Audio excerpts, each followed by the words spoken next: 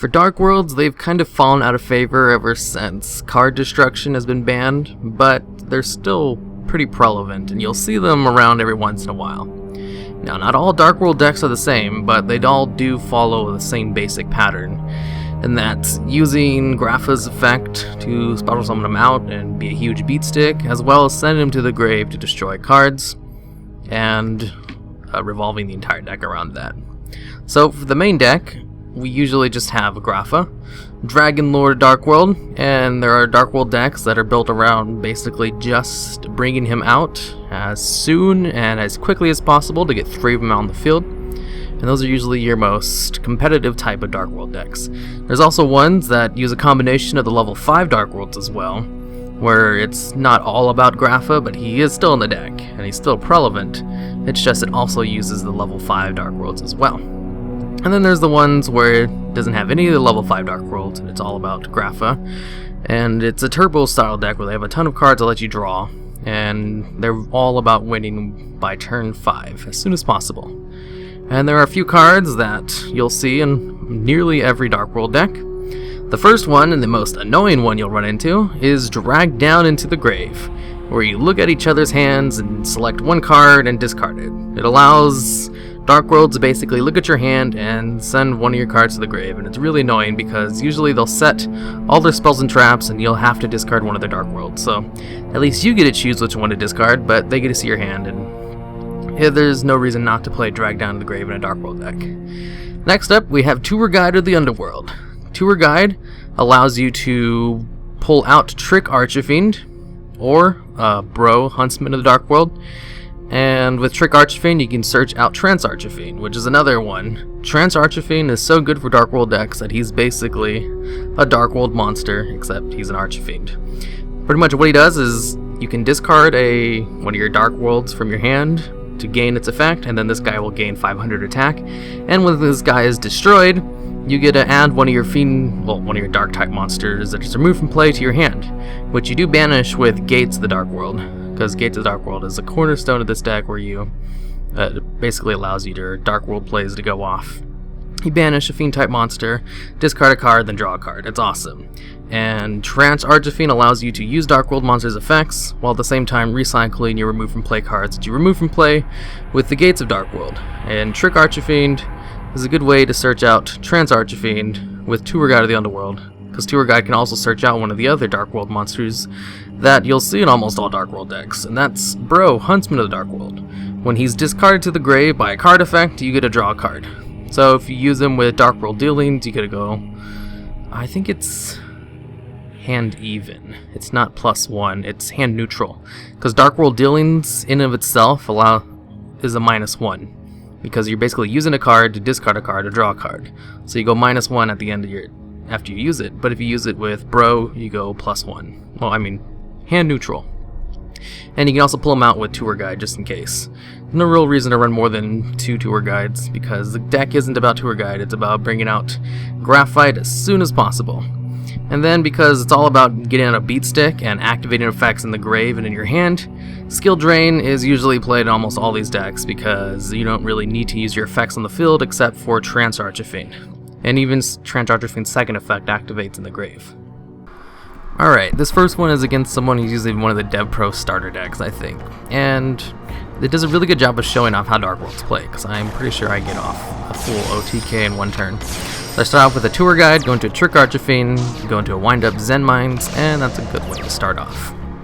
Then I draw into a Snow, I'm going to discard through Dark World dealings, add a Graphite to my hand, because you want to get out Graphite as soon as possible, send another Graphite to the grave, send the first one to the grave, then I can destroy one of his face downs, destroy both of them with MST, attack with Wind Up Zen Mites, and I see that he's playing a Ganbara Knight, which isn't a really good card.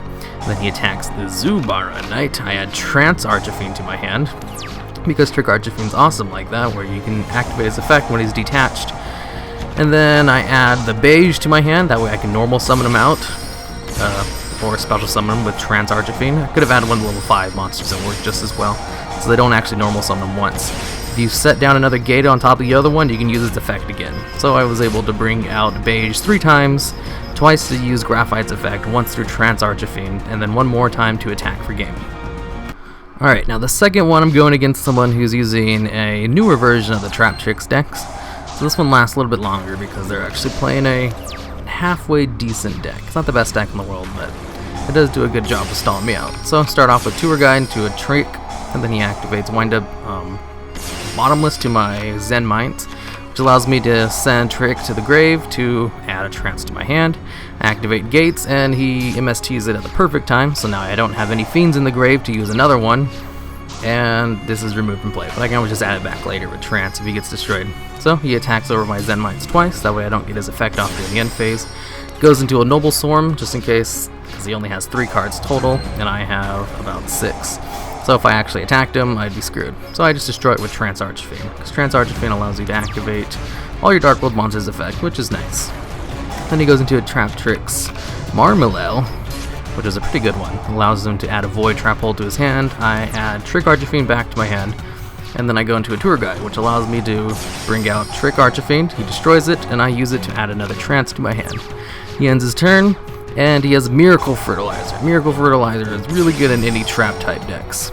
So he uses the new Trap Tricks TO, which allows you to set one of your traps that are in your grave face down, and on the end of your next turn it gets removed from play. So all I had to do was wait for its bottomless trap hole to go away, because I can't summon any of my monsters because they're all over 1500 attack and will just get banished, and there's no reason to do that. So I chain Skill Drain to his Abyss Dweller because he's trying to lock out my grave, which is the perfect way to stop Dark Worlds, because almost all your effects are activated in the grave. And then I use Trance Archfiend, try to use this effect just in case, but then I remember it doesn't matter. So he tries to destroy my gold, and I just chain Dex Devastation Virus to it, use Gates of Dark World, and I add a Bro to my hand, which was probably not the best thing to do, since I don't know what I was thinking right there. He gets rid of my Skill Drain, brings out another Trap Tricks TO, special summons out Marmalel to destroy my gates, and then brings out number 101 Honor Art Knight, which is a pretty good one since he already uses Noble Swarm Beelzebub.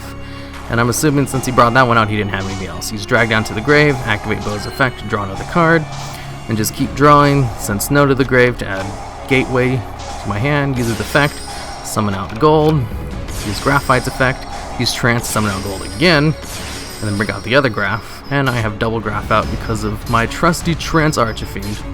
I attack over him 3 times. What I could have done though was go into an XYZ summon, and there's this really nice... Here, let me pause it real quick. Oh, this is where he gives up, which means I can't see it. Oh well, since I can't see it, there's this XYZ monster which requires 2 level 8 dark type monsters, and you can basically detach to target one of his monsters, put it to defense mode, and negate its effect. So I could have just used that to attack over it once, but there's really no need since I had double Graphite out. Alright, and this is what a generic Dark World deck will look like. There's many different ways to build it, and this is just one that kind of incorporates all the different ways to build it in once. It's like a middle ground one. Some of them will focus exclusively on Graphite, like I explained before, and some of them will focus on both Gold and Silva, the level 5 Dark Worlds. Yeah, so anyways, this one has triple Graphite, double Gold, triple Snow, 1 Beige, there's really no reason to play more than one, double Trance Archfiend, double Bro... What is it, Bro? Yeah. Bro. A double Tour Guide, 1 Trick Archfiend, 1 Allure, triple Drag Down to the Grave, 1 Dark Hole, triple Upstart. Upstart is like another staple in like all Dark World decks. Dark Worlds can attack for so much damage like in 1 turn that there's really no reason not to play Upstart.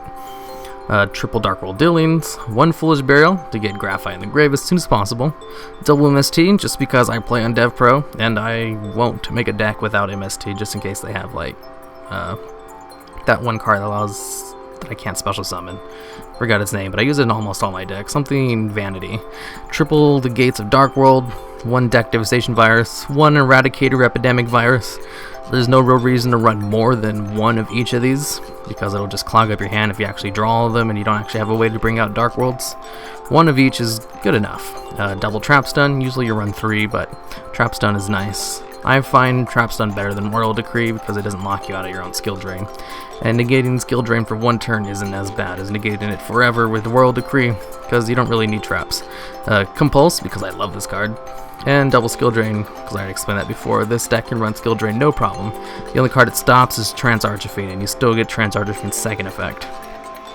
And for the extra deck, this is the card I was talking about. Number 27, Zombie Steen. 2 level 8 dark type monsters. He has 4,500 attack, which is what's really nice about him. He has a huge beat stick.